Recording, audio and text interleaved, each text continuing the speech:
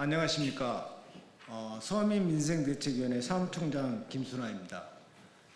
저희가 지금까지 김민석 총리 후보자에 대한 부분에 대해서 지켜봐 왔고, 그래도 어느 정도 김 후보자님께서 스스로 양심을 갖고 어떤 부분에 대해서 사퇴할 줄 알았는데 그게 아니고 지금 밀어붙이고 있고, 또한 이 정부에서 그 김 후보에 대해서 더 이상 의문점을 갖지 않고 아마 오늘 국회에서도 통과시키려고 하고 있는데, 이것은 도의적 측면을 떠나가지고 상당히 문제가 있기 때문에 저희가 기자회견을 하게 됐습니다.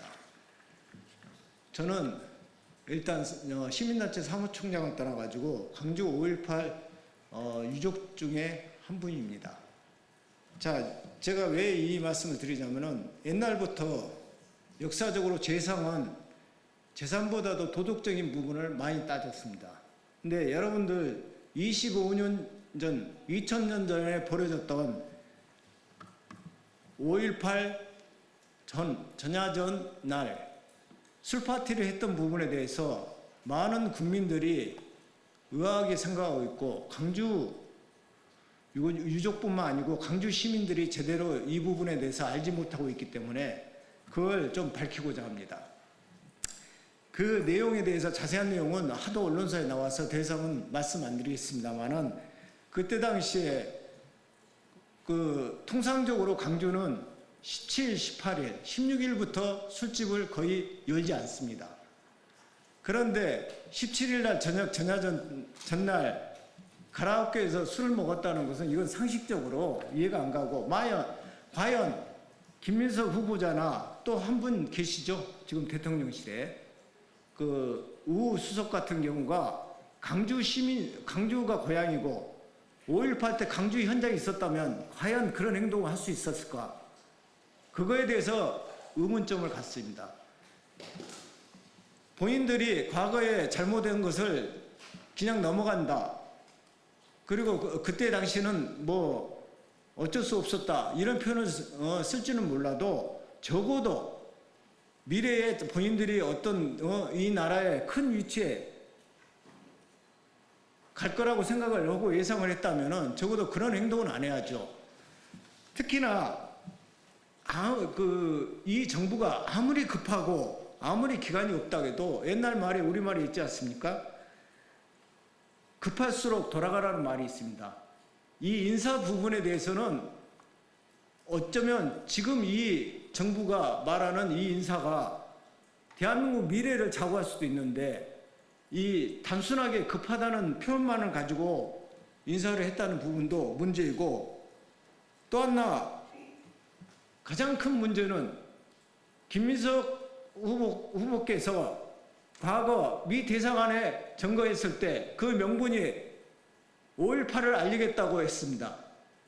그런 말을 하면서 지금까지 30년 넘게 많은 분들이 5.18을 가지고 혜택을 봤으면 그 5.18에 대한 정신을 잊어버리지면 안 되는 걸로 압니다. 근데 5.17 전야전에 술 파티라는 것은 상식적으로 도저히 누구도 납득할 수 없는 부분이고, 특히나 국무총리라는 자리에 가는 사람이 이런 도덕성을 갖고 국무총리가 된다면은 대한민국이 어떻게 되겠습니까?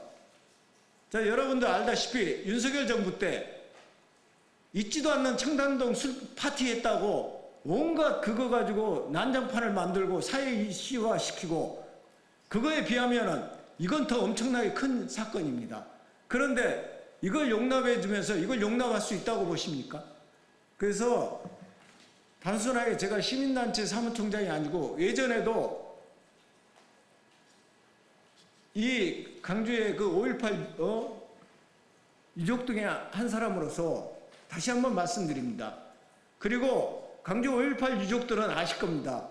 저하고 하신 말씀을, 과거에 광주 5.18 문제 가지고 여론화 됐을 때 제 일선에 써가지고 그거에 대해서 해명하고 설명하고 고발 조치하고 한 사람이 접니다. 과연 그때 광주 국회의원이든 호남 국회의원이든 지금 이 사람들은 어디 있었습니까? 나몰라라 간 사람들입니다.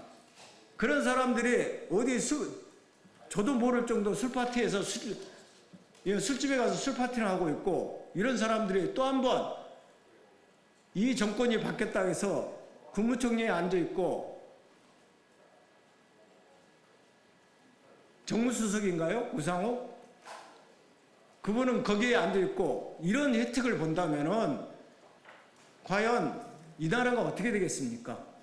그래서 각오하고 이 자리에 섰습니다. 아무리 이 정부 이재명 대통령께서 100번 양보하더라도 이 부분에 대해서 만약에 김민석 후보를 총리로 안 친다면은 제가 앞장서서라도 광주 유족들, 광주 시민들이 반대하도록 노력하겠습니다. 이것이 5.18 때 돌아가신 영령들과 그동안 5.18로 고통을 겪고 있는 많은 분들이 어떤 자괴감을 갖지 않는 기회가 될 것으로 봅니다. 여러분들도 이런 부분에 대해서 많은 관심을 두고 해주셨으면 감사하겠습니다. 감사합니다.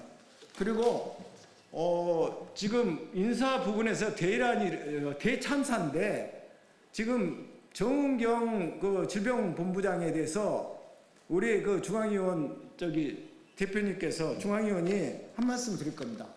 그리고 저는 이 김민석 후보의 부분에 대해서 이것으로 마치겠습니다. 감사합니다. 네, 말씀드리겠습니다.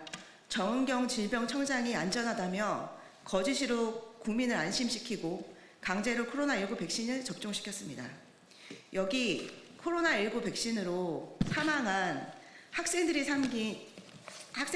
사연이 담긴 전단지가 정말 알릴 길 없어서 저희가 전국적으로 배포를 하고 있습니다.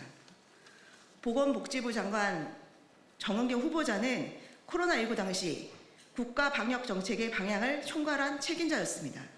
마스크, 진단키트, 당시 국민 생활에 직결되는 품목으로서 해당 정보에 접근할 수 있는 위치에 있었던 인물입니다.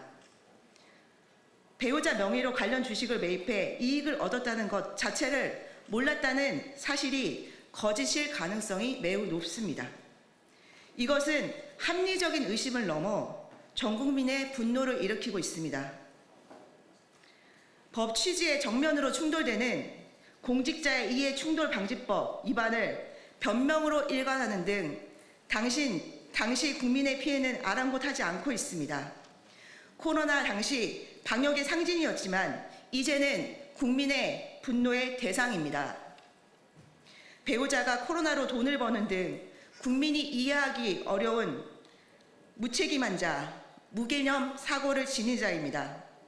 만일 보건복지부 장관이 될 경우 또 다른 사회적 혼란을 양산할 개연성이 다분합니다.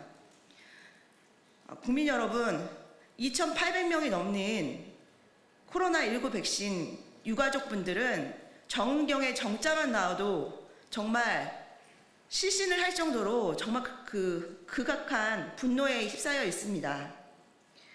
정은경은 절대로 보건복지부 장관이 되어서는 안 될 인물입니다. 이것은 2차 가해나 다름이 없는 것입니다. 계속 인사 참사가 지속되고 있는 가운데 유족들의 분노와 국민들의 분노가 불길처럼 일어날 것이라고 저는 생각을 합니다. 네, 짧게 마치겠습니다.